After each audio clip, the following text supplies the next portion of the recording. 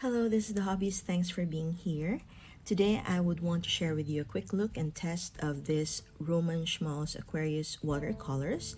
Now, this does not belong to any particular set that they are selling, and I have been trying to build my own palette for skin tones specifically because I am trying to learn how to paint portraits, and I know that it's better to mix my own skin tones using the three primary colors in warm and cool tones, but sometimes I just want to focus on applying the colors and layering without thinking much about mixing. So this set has the convenience colors for the light and dark skin, but also I added the three cool primary colors so that whenever I want to mix my own, then I have that choice. Roman Szmal is the maker of the Aquarius watercolors, and his company is based in Poland. Their watercolors are known for using 100% all-natural high-quality pigments, which means that there are no substitute. They're all hand-poured and in small batches. That's why maybe it's really hard to find them anywhere. I was about to order them from Jackson's Art, but then I found out that a shop in Bangkok is actually selling them, so I am beyond happy. Their watercolors are sold in full pans, individually and in sets with case. I have seen half pans available in sets as well, but I'm just not sure and haven't seen any individually packed half pans. I love that the pans are packed so well that even though they are hand-poured, they are consistently full to the brim, and then they are wrapped in watercolor papers with all the information you need to know about the pigment or pigments used. One thing I love about Roman Szmal is that most of their watercolors are mono pigment, and I will tell you more about the advantage of that one. But also when you open the foil and the wax paper that protects the watercolor, it's slightly wet. That is mainly because of the gum arabic and honey combination of these two that they use as the base for the watercolor. So I saved some of those that stick in the wax paper because we don't want to waste any of these watercolors, and I would want to use them for swatching. If you haven't noticed it yet, I was struggling to fit all the 9 full pans in my tiny case, but I decided to remove the lower bracket and managed to add everything plus 3 Daniel Smith's half pans with warm yellows and reds, and also added white. And ta-da! Easy peasy. The first row in my palette is my go-to colors if I want to mix my own skin tones from light to dark, and these are the 3 primary colors that are more in the cooler tone, and I picked nickel azo yellow, the pyrrole red, and the indigo hue.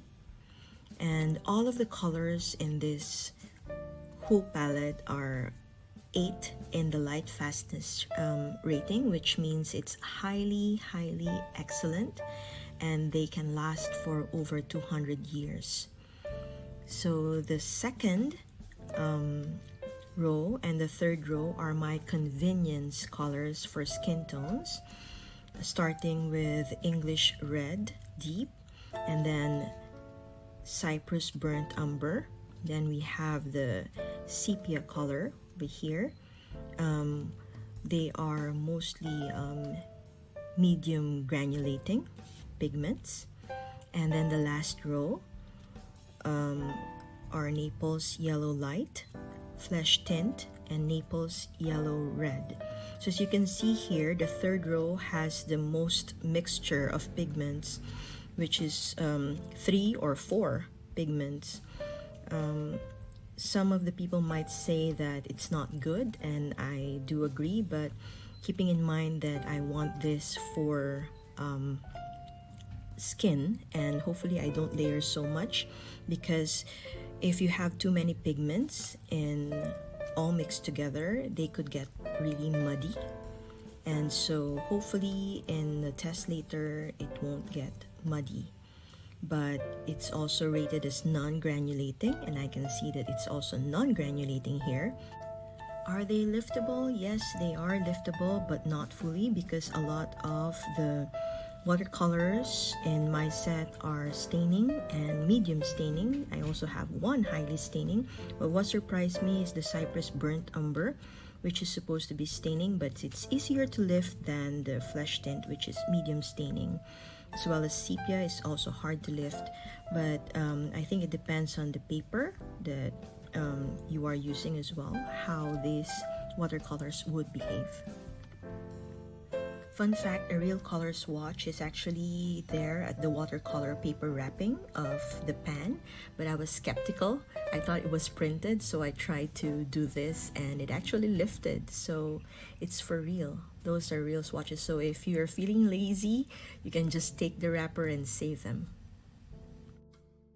For this test, I'm attempting to paint Frida Kahlo, who is an inspiration to me and to many others for so many reasons, and I hope I do her justice. Going back to the paint, what I notice is that it is very vibrant, and seeing them on pans, like when you open them, they're already vibrant, but then when you use them, a little really goes a long way. So this full pan will last me a long time. Also, they are very smooth, almost creamy. They are so easy to manipulate. I think it's because of the honey as one of the base that they use. They disperses easily, well and evenly as well. And I love how the Roman Szmal company really take time to do research in each of the pigment that they use, not only to make sure that it's 100% natural, but also even the percentage of the base, the honey and the gum arabic, it's different for each pigment. So if you want to see that one, how the company come about, this is, by the way, not sponsored, but it's just very interesting. Watch the video of the interview of Roman Szmal at Jackson's Art website. As you can see, I tend to overwork my painting, putting layer after layer, so I was worried that it will be muddy, but in this case, it didn't, so I'm happy overall for the performance of this watercolor. Thanks for watching.